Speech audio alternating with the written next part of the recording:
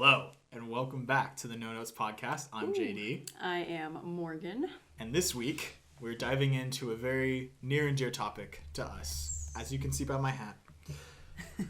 The NBA playoffs are here. They're happening right now. Morgan, your Oklahoma City Thunder are the number one overall seed in the West. How does that make you feel? Oklahoma. I don't feel strongly, but yay, Oklahoma. Shout out Shai Gilgeous-Alexander. I don't know who watching this podcast is an Oklahoma City fan besides you. But NHL playoffs are on the corner. MLB season is in full swing. The Masters just concluded. The NFL draft is next weekend. Like, we are in prime sports mode right now. Oh, yeah. And to top it all off, for our world, Zendaya has a new movie about tennis coming out next weekend as well, called Challengers. And so with all of the great sports events happening in the sports world and in the movie world, we thought what better time than to sit down and do a deep dive into all things sports movies. So, to get started, Morgan, what is your relationship just with sports like in general? Man, I love playing sports. I like watching sports. I would almost say I love watching sports in person, being at the event. Watching it just on TV, unless there's some kind of appetizers involved, not really my thing. But if I can go in person and watch a Braves game or football game, tailgate, get that kind of community aspect of it, I can get real hype. I do love the Olympics. I go hard for the Olympics every single time they come around. Oh, really? Yes. And I really like the Masters. I didn't watch it this year, but usually every single year of my life, I get pretty into the Masters. I've played softball and golf my whole life, basically. Softball super intensely, golf mostly to get out of school, but I did really love it. Some of my best friends, I was the kid who never really did anything in childhood because I had softball practice, Yeah. Mm-hmm. So, and I loved it. I really did. I never went on to play college ball because I think I got a little burnt out because I played them so intensely, but I really truly loved them. It was my entire life. For the majority of my childhood, we traveled every weekend to play softball. We played with just the feeling and the people, and just fighting for something with a bunch of people is just amazing. I love it. That is the part of sports that I miss all the time these days. I always think about joining some softball, adult softball, volleyball team, because I just miss having those people around, going for some kind of goal. So I love sports. I love watching other people get excited about sports. I love watching people train for sports. Gets me real emotional. So what about you? I agree. When I was younger, I'm not really that athletic. I'll just preface by saying that. And so I never really found a sport that I could super excel at. But I always really liked sports. I don't know what really liked. But as I got older, the older I've gotten, the more I have come to love sports for what they are, for the way that they bring people together, like you were saying, even just as fans. I'm from Alabama originally, so I'm an Auburn fan. I have the Auburn hat on. And that shared experience of cheering for this team that's, in football at least, has had a rough couple of years. That community experience is something I really like and cherish about sports. And I don't know, there's something that's so engaging and compelling about watching people lay it all on the line for something kind of bigger than they are, for a city, for an idea, for people who just like and support them. I really find sports super entertaining. I think they're fun to follow and they're fun to play. I like a game of pickup basketball or volleyball with some friends is one of my favorite ways to spend an evening. And so I feel again, even though I didn't when I was in high school, I was a martial artist, so Karate Kid vibes, which was an individual sport. I would compete against other people, but I never had a team. And so it was me versus everyone else in my age bracket and rank bracket. And so tournaments and competitions was really a time for me to show out. And so for a while, my idea of sports was this kind of solo thing, because the sport I did was a solo sport. Yeah. But the team aspect is something that I feel now as an adult, I love that about it. I love forming those kind of bonds you're talking about with your softball team to fight for something together. And I think that's just such a compelling and cool idea and thing about sports. Yeah. So, yeah. I think that also goes into sports movies really naturally and easily. So we're going to talk about a few main topics with sports movies. Let's just start off with some of the best. What are like your go-to sports movies when you think about sports movies? My very first one I always think about is A League of Their Own, because Nice. I played softball. I remember like there's been tournaments where we were like out of town, you know, we all like stayed at the hotel, and our coach would like get us all together to watch A League of Their Own. And it's like there's not a lot of movies about softball. There's a lot of baseball movies, but A League of Their Own, baseball, but with women, so it's softball. Yeah. And it's Underhanded pitching, right? Yeah. That's that one, and then like Happy Gilmore are probably my two that I go back to consistently because they just bring me a lot of joy for very different reasons. It's your two sports, right? Exactly, yeah. I feel like I love a good boxing movie or like a wrestling movie. Yeah. I think there aren't a lot of martial arts movies, just like mixed martial arts. Aside from like the Karate Kid. Yeah. You aren't going to get like a ton of, like I did Taekwondo. And I don't think I've seen a Taekwondo movie. If there is, please let me know. But you get like great martial arts films that aren't necessarily sports movies. Yeah. And so then it's like Rocky for me, and Creed, and Warrior is a great one that sort of tap into that like finding it within yourself as an individual, like testing your own mettle against like your fiercest competitor. And so those are kind of some of my first associations. But I also am a huge football fan. And so I go to like, there's Remember the Titans is like a classic football movie that everyone has seen 1,000 times. And some other like new ones I watched for the first time for this draft was like Any Given Sunday was one that I watched. That was more about like the world around football that was really interesting. Yeah. And so I think that most sports movies have some like very traditional cliches. Like I think sports movies is a genre or a subgenre that everyone can kind of identify the key elements about. Oh, yeah. And so when I talk about sports movies, whatever that might be, what's like the first element that typically comes to your head, Morgan? I think I always think of sports movies as simple. They're just because sports are simple, right? Like score the most points. In most sports, that's the objective. Yeah. And so when you put it into a movie, like really, like they're just trying to get better so that they can win a game. I mean, that's generally the idea behind most sports movies. So, I think I feel very nostalgic about a lot of sports movies that I watched growing up, and that like simple nostalgia, just like you kind of know what to expect, like they're gonna win in the end. Those kinds of ideas is what always like brings me back to sports movies. Kind of my first thought is like simple, nostalgic, fun sports movies. Yeah, I think that's good. Simple is a great point because I haven't watched many sports movies that try to tackle like larger themes or complicated ideas. They usually don't have a lot of like really intense technical acting or like cinematography or anything. It's usually just like, hey, here are these guys. They're trying to do this thing. Guys or girls, like trying to do this thing. And it's usually very straightforward and simple, not like an overly complex story. I also think cheesiness is a huge part of sports movies to me. Oh, yeah. Like, and maybe because they're so simple. Yeah. It just makes it cheesy because to like add more to that story, it's going to be a little cheesy. Yeah. So when we say cheesy, what does that mean to you? What do you think of? I think things that are... Ooh, that's a hard one to describe because it's more of a feeling. Like you know it when you see it. Yeah. It's like when something is really obvious maybe and simple, but then like really expounded upon. Yeah. Where it's like, we gotta go win the game, bud. And then it's like that's the whole point of everything is to like win the game. I think, it's like, it's overdone. Yeah. It's like dramatic in like it's like they're adding more drama to a situation that doesn't need it, but like the music swells behind you and it's like very like overly emotional and about like something that maybe you don't need to be super emotional about. And so I think that quality of sports movies is one of the most important factors in them though, because like you have to try to capture that like sweeping feeling and just kind of get brought along for the ride with these characters, whoever they are. Yeah.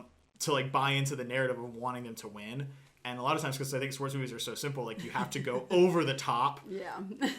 But I also feel like more often than not, it works. Like when I watch Remember the Titans, like it is kind of cheesy, but it's also like they're trying to say a little bit more about like racial relations in the South, and like a trying time for that. And so they have these other themes going on, but it is very like surface level examination. And so they really play it up with the dialogue and with the scenes to like get you pretty quickly on board with, the white players and the black players coming together. So I watched Angels in the Outfield. Yeah. On a plane over Easter break, and it is like pure cheese because it's just this.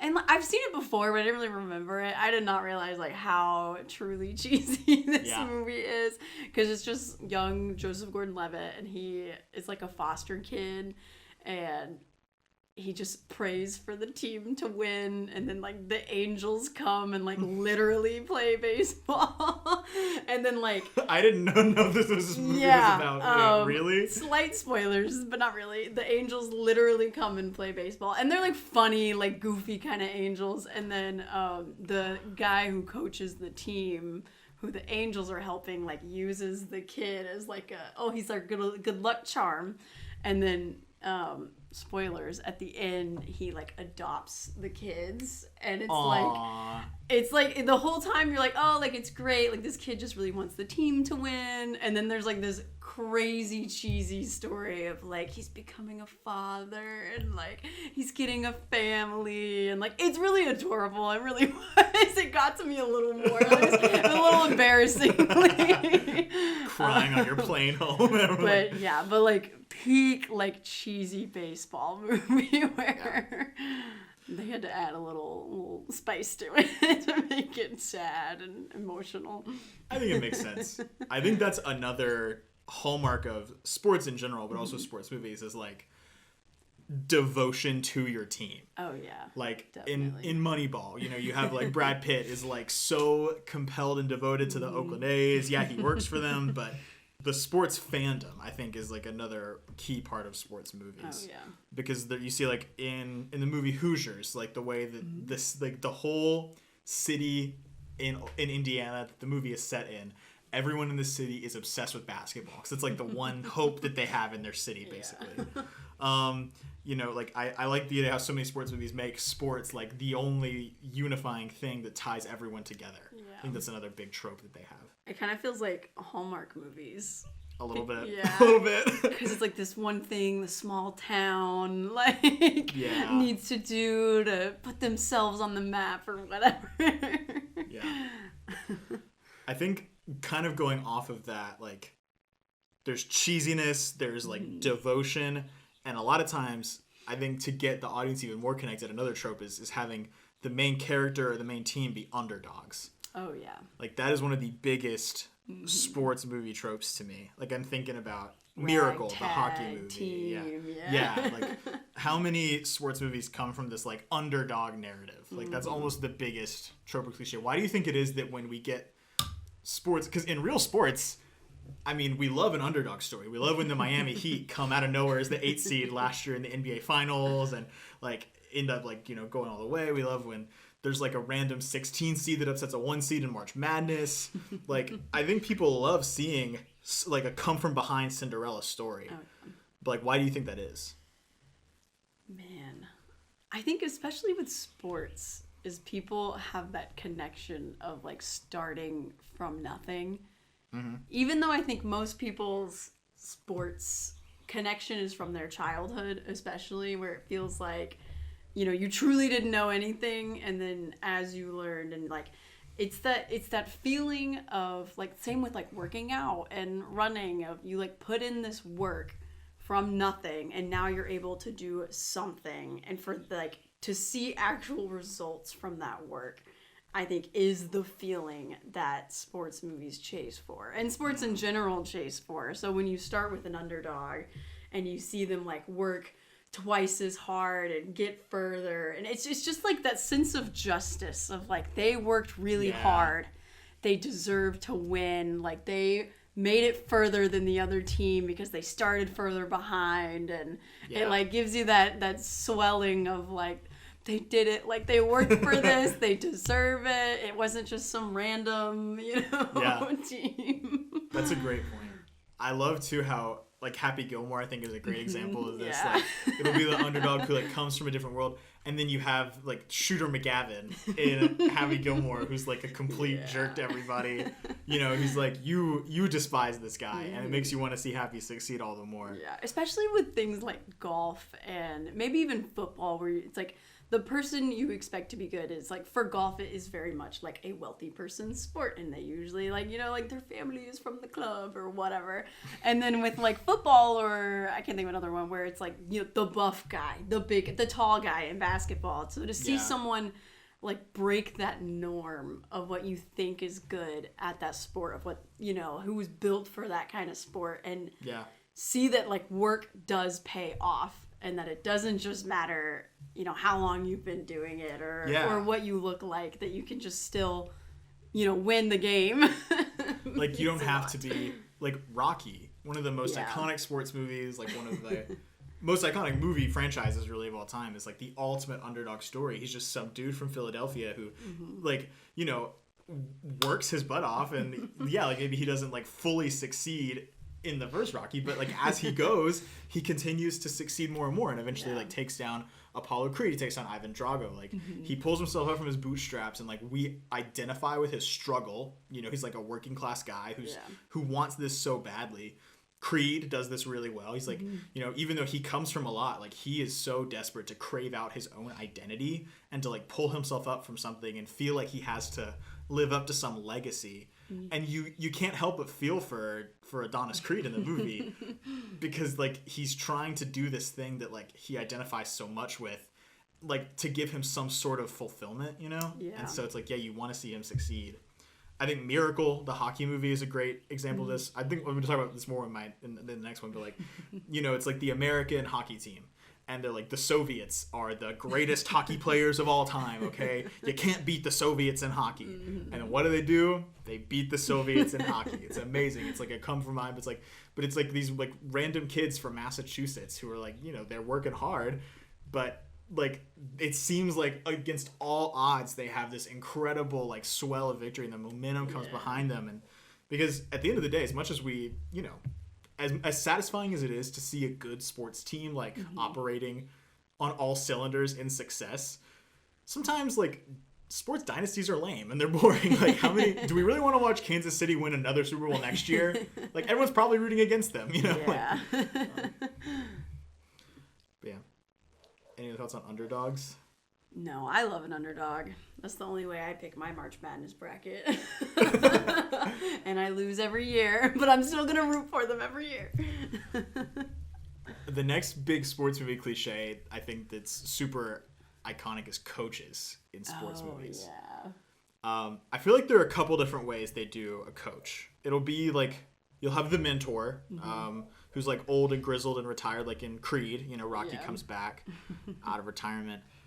Or you'll have the like washed up, guy who's like kind of looking to be redeemed any given Sunday. Al Pacino in Any Given Sunday is like the example. Clint Eastwood in $1 Million Baby is like, these are guys who are like washed up, like has-beens that are trying to like basically reinvent themselves and their image using this team basically, like, and doing their best to coach. Like Al Pacino's going to coach the team, Clint Eastwood's going to coach the girl, like to become this excellent boxer.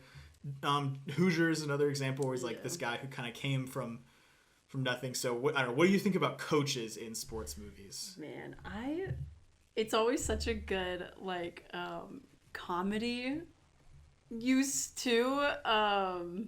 I'm thinking of A League of Their Own. Of course, yeah. Great example with Tom Hanks. Yeah, and it's always like, it's interesting to see, because it's almost the same as an underdog. Usually with these coaches, they're not like the greatest, or they don't have the greatest team, and it just puts this extra work in to like make a difference to what they're doing. And yeah, sports movies are I was thinking a lot about it because you said individual sports versus like team sports. Usually the team sport is probably more focused on coaches. Yeah. Because you can't tell everyone's story, even though there is one. But the coach kind of is the center of that. Where individual sports, I think, probably make at least easier a better movie because it's that person fighting like their inner self against everyone versus when you're with a coach, you're trying to get everyone together. So there's kind of like these two different perspectives of like who has to make the most ground to be successful in the end. Interesting. Oh, that's a cool point. I haven't considered that.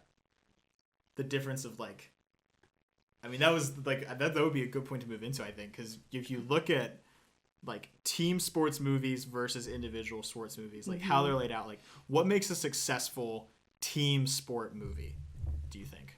Like definitely the interaction between the characters, and I think what's hard to do in team sport is you need some kind of reason to not like the other team. Yeah. You know what I mean? Like usually if you're making a movie, right, just beating the other team isn't enough. You got to have some kind of like vendetta against the coach or the other players or to just add that extra oomph of, oh, I really want them to win. Not just so they win, but because I want them to lose. Yeah. Like in Miracle, a great example is like how they have like a scrimmage against the Soviet team, the American team does, and the Soviet team like destroys them. And they're like really cocky about it. And so when they rematch in the Olympics, it's like you have vested interest in the American team, but you also really want to see the Soviet team lose because of how it was handled. I think that's a great point. Yeah. I hadn't really considered that dynamic of like the coach taking center stage in team sport movies versus like, you know, the individual players taking in like, but I think you're right, because if I'm looking at all the great team sport movies, you know, like A League of Their Own, like Tom Hanks is one of the main characters and his relationship with the main girl is like really important. But Miracle's about Kurt Russell. Hoosiers about Gene Hackman. Remember the Titans about Denzel Washington. It's usually like one really famous, well-known actor coming in to play the coach, and then like the team is made up of, you know, whoever else. And then it's like about them and how their impact on the team affects all of the young men or young women who are there. Yeah. But then if you look at, you know, like, I don't know, just like Cars is an individual sport movie in a way, right? Lightning McQueen gets trained by Doc Hudson, right? And the movie kind of follows their dynamic. Yeah. So that's an interesting comparison. Yeah. What about individual sport movies? What do you think makes a successful like solo sport movie? Like the Karate Kid's such a famous example, like with the mentor-mentee relationship. I think too there's always, you know, there's the sport happening, but then there's, you know, the outside of the sport happening. I think Creed is really great with his relationships and the people around him and how they focus on that, but it doesn't overtake the sports side of it either. Yeah. And I think that's more like in the individual sports movies, you get more of about that person and in their life, because they're usually not only overcoming the physical aspect of trying to win, but some mental outside force in their life happening that they're trying to overcome. Yeah. I mean, in Happy Gilmore, he's trying to save Grandma's house. It's true. pretty intense stuff to overcome there. Man, I love Happy Gilmore. I thought rewatching Happy Gilmore I was gonna hate it. I was like, there's no way this movie is still funny, but I loved it just this much. Nice. So, one of the last big cliches, we're talking about like the key elements of sports movies. You've got they're cheesy, yeah. You've got the underdogs that you want to root for. You've got the rival team that you hate. You've got the coach. Maybe they're old and grizzled and they're coming in for one last shot at redemption. You know, maybe it's the team that has to learn to work together, or the individual who has to overcome their own personal obstacle. But I think one of the most important elements of a sports movie is the big speech that almost every sports movie has. I think Any Given Sunday has a great sports speech. Al Pacino is motivating the team in the playoffs, And he's like, it's a game of inches, fellas. That's my Al. It's this awesome speech. You should definitely, like, maybe I'll clip a little bit of it here. Yeah. But it's like, it's everything you would want in a motivational sports speech, where he comes in and connects it, like, everything they've gone through in the movie to their life, while also being genuinely motivating and encouraging. And then Al Pacino gets to give, like, a great acting performance all throughout it. I think Hoosiers also has a great one when he, like, has them measure, like, the basketball court length, and then, like, from the net down to the floor, from the net down to the floor, like, how long it is, and he's like, it's the exact same length as the one we play at back in Hickory, or whatever.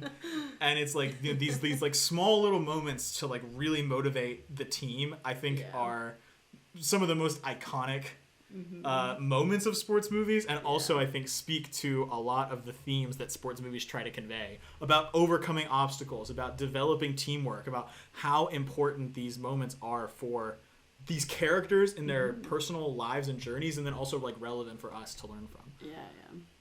And I think they're put there just to really push the point that, like, it's not just about the sport. Even with people who play sports in real life, like, it's never just about the sport. There's so much that you're overcoming and trying to be better at for a reason. And I think having those big speeches beforehand kind of really turn it more into a story, less into sports. Yeah. But I mean, that's a great point. It's like, why play sports in general? Why watch sports? Like, what is it that we're getting out of it? Yeah. I have gone back and forth on this in my life because I played sports for so long and I loved it so much. And then I kind of completely flipped, didn't play any sports, and was like, it's kind of dumb. Like, why do people even watch sports? Like, it's just a bunch of men out there throwing a ball around. Like, and, you kind of, like, when you haven't been in it or you just don't really care about it, you really lose the magic of it. And it really can just be, like, a bunch of people getting angry that they didn't perfectly shoot the ball into the hoop or whatever they're trying to do. And it seems kind of ridiculous. Like, it's absolutely ridiculous to watch something like golf and the amount of money that they win for, tapping the ball 2 inches into the hole and it, like, being this huge deal. Like, from an outsider's perspective or someone who just doesn't want to care, it's so easy to, like, look at sports and be just really negative about it. Like, that's the stupidest waste of time. You're just gonna hurt yourself. It's a waste of money to, like, be a fan, to go to games, things like that. But then you get this whole other side that is when you're actually in it. You just, like, I can't even explain it. It's just, like, this magic of people being together, caring about something, bettering themselves, working together, and just going out there, like, playing a fair game and trying to win. And I think it really does. I think, especially for people growing up playing sports, I think it 100% affects, like, work ethic and who I am as a person.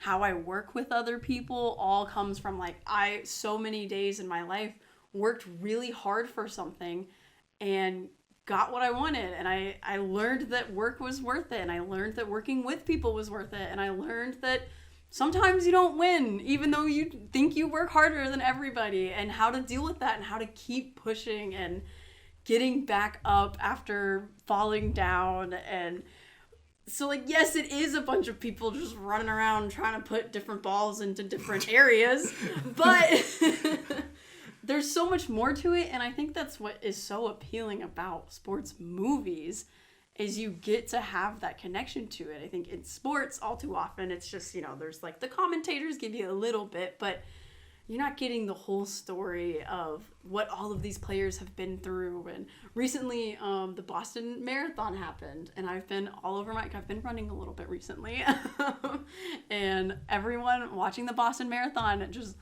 crying their eyes out because they know how hard these people have worked and how impossible this task seems to run 26 miles. And I saw some girl with, like, white shoes, and she's like, these are white shoes, and it just had blood stains on it. And it's like, that, to someone who hates running, that's the craziest thing ever. But to someone who, like, knows how hard it is and how good it feels to do something hard, it just makes the world of difference. So Wow. That's my speech on it. That was fantastic. I could not have said it better myself. I agree.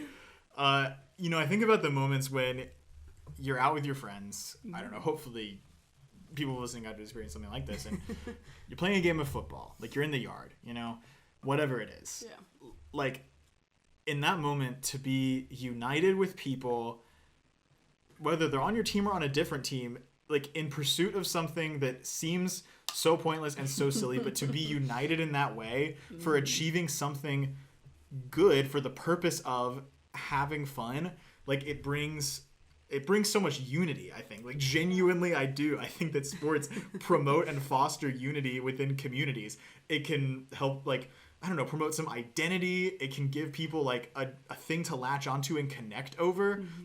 As an Auburn fan, there are stupid traditions, like, after an Auburn victory, they'll TP the trees at Toomer's Corner.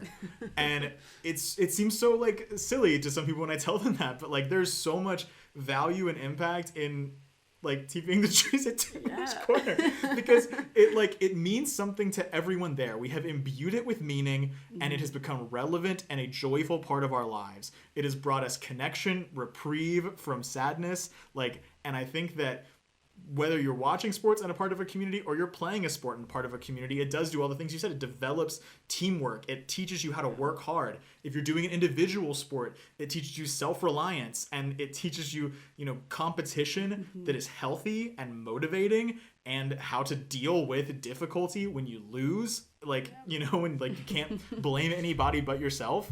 You know, when you get the bronze medal instead of the silver, or when you don't medal at all. Like, if I'm speaking from my experience, you know, it's like I have to work harder if I want to medal in this sport, and that's, you know, and it teaches you all these things. And so, yeah, I think, like, from the teamwork side, from the motivation side, and the work ethic side, but also from the, like, the unity side, I think sports are a very cool and important part of our lives. Like, the fact that we get to live in a time where sports are so organized as they are, like, that allows people to really develop unity around them, I think is very exciting and cool. Yeah. And I think that you're right when you say that sports movies give us a unique glimpse into that. Yeah. Like, when they can work hard to make players and coaches into developed characters that give us a greater understanding and appreciation for all of these things, the community, the work ethic, the, you know, the individuality, the hard work, whatever it is, that comes together. When you can portray that accurately, I think that it can, like, give you a new appreciation and a new lens to look at all of the other things that go on in the sports world. Yeah, absolutely. I think even with sports, real life sports, not movie sports, whenever there is a story behind it, there's more of a connection, and it's more fun to watch. So a sports movie is just that, you know, 10 times. You know, every time it's this whole reason American Idol gives you the sob story before the person goes up there and sings, is because you care that they overcome something. And I think with real sports too, when you get that kind of like background into some of the characters, the athletes. I know what you mean though. Yeah, like, we love inserting narratives into sports. Like, I'm a huge NFL fan. I love the off-season storylines. There are players on teams that I like that I'm aware of the journey of. Yeah. And I think narrativizing, like, oh, this coach used to play here and had a lot of success, and this player got cut from this team and now they're over here succeeding, and getting to see all these things intersect. You're right, like, we love narrative as humans, so we like movies, and I think taking the emotion and the value that people bring in to sports, adding the extra level of narrative on top of it, because I think, like, I don't know, movies like Remember the Titans or like, you know, Field of Dreams or A League of Their Own, like, they probably wouldn't be, I probably wouldn't think of them as highly as I do if they weren't about sports. Yeah. Because they are, like, cheesy, and they're not, like, a lot of them sports movies are simple. They're not the most, like, well-made or elegant productions. But because they're saying something and doing something with a medium that you already have such an emotional attachment to, I think we give them a lot more leniency when they don't necessarily have the greatest production, because we're with them emotionally the entire time. If you can establish that emotional connection at the beginning of a sports movie, you have your audience for the entire rest of the way. Yeah. I think, yeah. So with that being said, Morgan, do you think film can accurately capture the feeling of sports. Yes. I think film more accurately captures the feeling of sports than watching sports does. Whoa. And then, so maybe it's like playing sports, like actually being a part of the team, and then movies, and then being a fan or just watching sports in that order. Wow. Accurately capture the essence of what it means to do those things. I agree. I don't know if I necessarily agree with that ordering of things, but also I never really got to play like on a team organized sport. Some martial artist, so Yeah. I think it like it's a whole other look, and like an artistic look maybe, but it's a whole other look at, you know, the value of sports. Field of Dreams, I think, is genuinely one of the best sports movies because it's a movie about sports and what they mean to people. Yeah.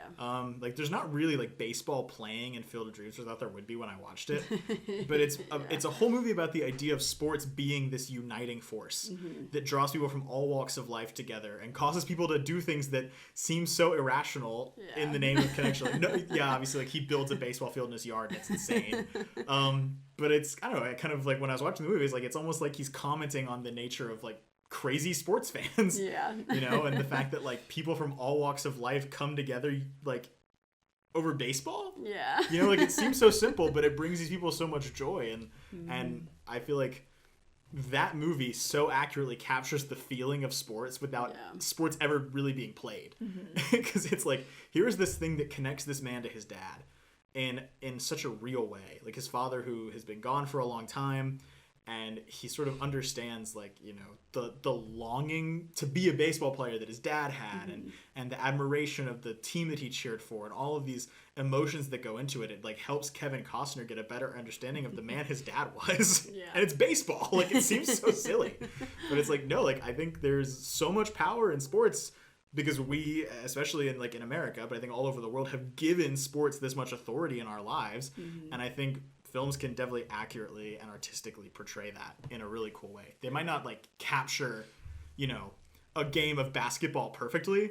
There's probably like a bunch of technical errors in all these basketball movies that, you know, real players would be like, it's absurd. That's not how that happens. But the feeling of sports, yes, I think sports films do really well capture. Oh, yeah.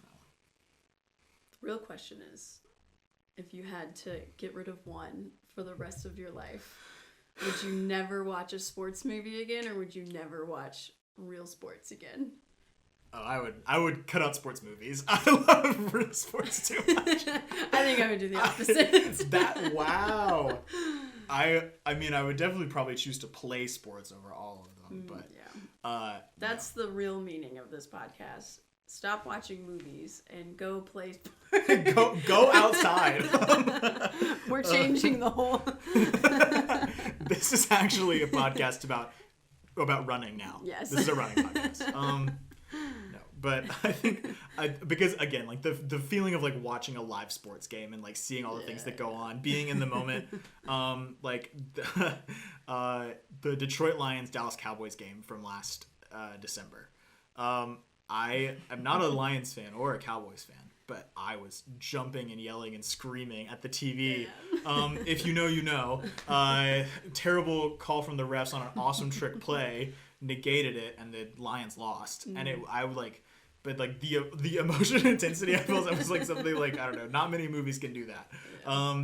And so I do really love like being in the moment, watching a sports game, but also the narratives and stuff that goes on around that helps imbue a lot more emotion and significance. Like knowing that Detroit has never been to a Super Bowl, and in 50 years of Super Bowls they've never been, and they've only been to the playoffs like 3 times, and like wanting Detroit to succeed so badly, that all plays into it. But yeah, I do love some sports movies. There would be some movies that are hard to get rid of. Yeah. And we're going to be talking about some of those movies next week when we do a sports movie draft episode with a special guest. As hard as it would be to not watch some of those movies, I would watch sports. Yeah. I think there's so much to say, too, just about tradition. Yeah. When it comes to real sports and all the crazy things people do and family. And there is a whole culture outside of it that maybe sports movies can't really capture. Yeah. that is missed out on whenever you're tailgating for Yeah, that's the what I was team that thinking. your grandpa supported the last time they won or whatever. I know I'm multiple generations down of Auburn fans. Should I have kids one day? I don't know. I would hope they would be as well. I don't know. But and then getting to root for the team when they won in 2010 in the college football championship and cheering for Cam Newton. I don't know. There's so much significance to my family for generations that this team and this school have had. Yeah. Even though I didn't even go to school there. I'm just so it's I'm still a fan. I don't, so it's yeah. But sports movies can in success do that. I don't know. I think Field of Dreams is probably the strongest example of a movie that captures the feeling of sports. Do you have maybe another example that you can think of? Field of Dreams is really good. I don't know. Maybe The Karate Kid. I feel like so many people connect to it because It's the ultimate, it has the underdog, it has the coach, it has the cheesiness, it has the team that you hate in Cobra Kai. It has all the elements and it does them all super well. Yeah. You're right. Yeah. So, what did we learn from this podcast? Get outside, watch The Karate Kid, watch Field of Dreams. Yeah. Enjoy some sports. I think that's going to be it for this week's episode. Yes. Thank you so much for listening. You can find us on YouTube, on Spotify and Apple, wherever you get podcasts. You can find us on Instagram and TikTok, wherever you get your social media stuff from. Yeah. Please like this video if you're watching on YouTube, subscribe, follow us on Spotify if you're there, leave us a review. You can find all of the links for all of our things in the description. We'll post our Letterboxd list of sports movies that we were going off of. Come back next week for a sports movie draft with a special guest. Pretty excited about that one. And we'll see you guys then. Thanks for watching or listening. Go watch some sports. Beautiful.